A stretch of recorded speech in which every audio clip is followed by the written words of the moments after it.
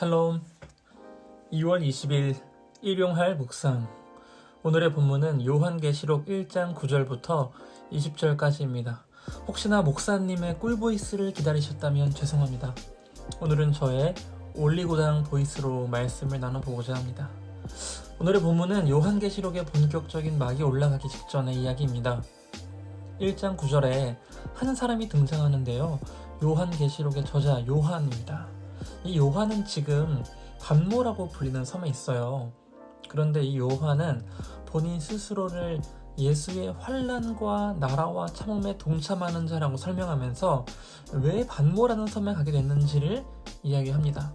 반모섬은 사실 1세기 당시 유배지로 사용되던 에게해 근처의 작은 섬인데요. 요한이 이곳에 가게 된 이유는 하나님의 말씀과 예수를 증언했기 때문인 거죠. 그 당시 예수님의 말씀을 전한다는 것은 로마 사회에서 죄로 여겨졌습니다. 그러니까 반모섬에 유배를 가게 된 거죠. 왜 이게 죄로 여겨졌을까? 왜냐하면 예수님께서는 하나님의 나라를 전파하셨고 하나님의 나라는 세상의 논리와 대립하여 정반대로 사는 것이기 때문입니다. 그런 그리스도인들을 로마 사회는 죄인으로 여겼던 거죠. 유배지로 보내져 주어진 하루하루를 보내던 요한, 어느 날 성령의 감동을 받아 큰 음성을 듣게 됩니다. 그 음성의 내용을 잘 들어보니 이렇습니다. 요한아, 내가 보는 것을 두루마리에 써서 7 교회에 보내라. 그 7 교회가 바로 에서버두, 사빌라, 기억나시죠? 에베소, 서머나, 버가모, 두아데라, 사데, 빌라델비아, 라오디기아 7 교회입니다. 여러분에게 갑자기 이런 음성이 들린다면 어떨 것 같으세요? 영환아, 너가 보는 것을 편지에 적어 분당우리 교회로 보내라. 너무 궁금해서 돌아보겠죠. 누가 이런 말을 하는 걸까? 요한도 궁금해서 돌아보니까 사람은 보이지 않고 7 금촛대가 먼저 보입니다. 그리고 그 사이에 스치듯이 한 사람이 등장하는 거죠. 발에 끌리는 긴 옷을 입고 가슴에는 금띠를 띄었습니다. 마치 영화의 한 장면처럼 카메라가 인물을 중심으로 초점을 잡고 그 인물을 묘사합니다. 제가 묘사해 드릴 테니까 여러분도 한번 상상해 보시면 좋겠습니다. 7 금촛대 사이에 있는 이 인자 같은 이 사람은 머리와 털이 흰 양털, 그리고 하늘에서 내리는 눈처럼 흰색입니다. 그리고 그 눈은 마치 불꽃 같아요. 그리고 발은 대장장이가 뜨거운 불에서 재련한 것처럼 단단하고요. 목소리는 물소리 같습니다. 제 목소리는 뭐 같을까요? 죄송합니다. 근데 그 오른손에는 별이 7개가 있어요. 별, 하늘의 별이요.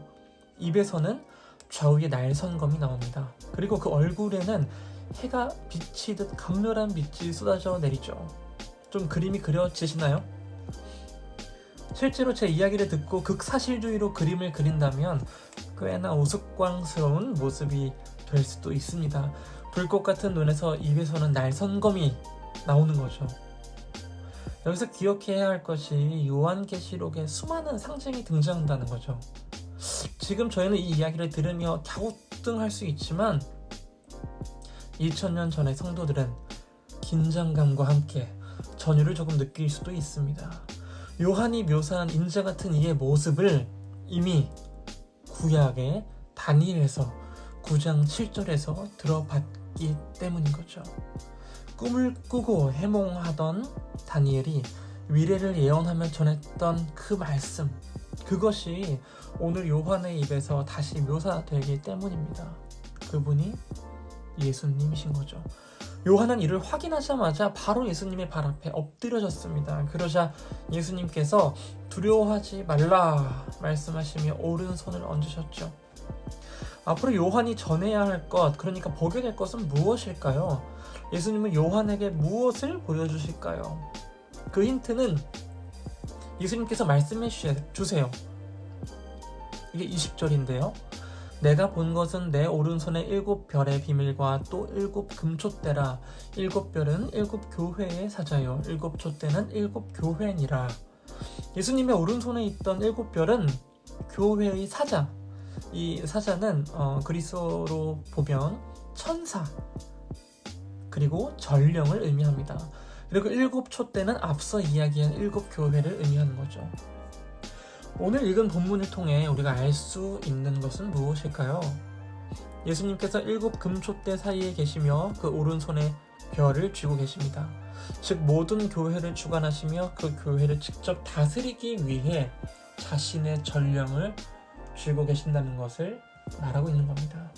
이를 조금 더 깊이 있게 들어간다면 현실에서 박해와 함께 살아가는 교회의 절대적인 주권이 예수님께 있다는 뜻이고, 그 예수님께서 교회에게 기니 하실 말씀이 있다는 것이죠. 과연 예수님께서 일곱 교회에게 전하고 싶으신 이야기는 무엇일까요? 참 재미있는 것은 일곱 교회가 모두 요한처럼, 그리고 예수님께서 전하신 그 하나님 나라처럼 핍박 상황 속에서 꿋꿋하게 예수님의 말씀을 지키지는 않는다는 것이죠. 일곱 교회는 각기 다른 현실을 직면하고 있었습니다. 그렇기 때문에 일곱 교회를 향한 메시지는 이 일곱이라는 숫자에 갇히지 않고 마치 이 땅의 모든 교회의 유형을 하나씩 대표한다고도 볼 수 있습니다. 그러니까 일곱 교회에게 전하는 메시지는 곧 오늘날의 모든 교회, 우리 교회까지 포함되는 그 교회에게 전하시는 예수님의 말씀인 거죠. 예수님께서 전해주시는 메시지는 무엇일까요? 에베소 교회부터 그리고 마지막 라오디게아 교회까지 내일부터 차근차근히 함께 살펴보도록 하겠습니다. 그러면 저희는 오늘 하루를 살아갈 때 우리에게 말씀해 주려고 하시는 예수님의 말씀은 무엇인지, 그리고 예수님의 음성은 어떠한지를 상상해보고 또 귀 기울이며 내일을 기다려보면 어떨까요? 제가 기도하고 오늘의 말씀, 일용할 묵상을 마무리하겠습니다. 주님께서는 천지 만물을 주관하시며 특별히 교회의 머리 되신 분이십니다. 오늘 우리의 삶을 주관하여 주옵소서. 우리가 주님의 말씀에 귀 기울이며 우리에게 들려지는 음성에 순종하기 원합니다. 오늘 하루도 주님의 뜻을 기억하며 탐구하며 따라가는 저희들이 되게 하옵소서. 예수님의 이름으로 기도드립니다. 아멘.